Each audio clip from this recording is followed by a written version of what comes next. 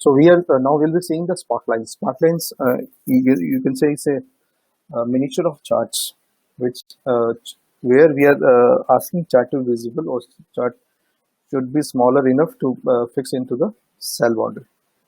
So let's see. Let's start with the first. I'll say insert. We are having lines. So I'll say line, Sparklines. So let me take the line only. Add a header. So I'll choose line. Say on the basis of which you want line to draw. I said let's take the first 4 values to draw a line, and line location would be this. So click OK and draw a line, which is again the body of your cell. It's created a good visualizer, in fact, of your data values. Rather than going in integrities of data part, you can by seeing this slope of those line, you can decide yes, we are in dip. We are dipping. On this case, we are saying yes, jump zigzag is there. Similarly, bars are there. Then the column. In that case, insert. Then we have columns there. I'll say again same.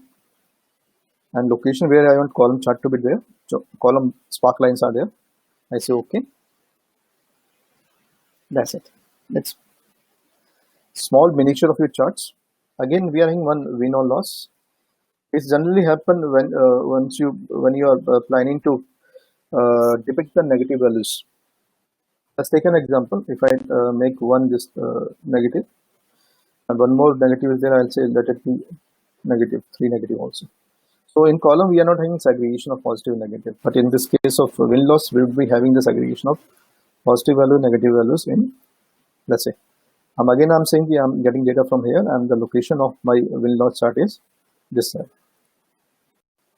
Now difference. Now win loss is having values as a red if you're having negative value, otherwise all positive.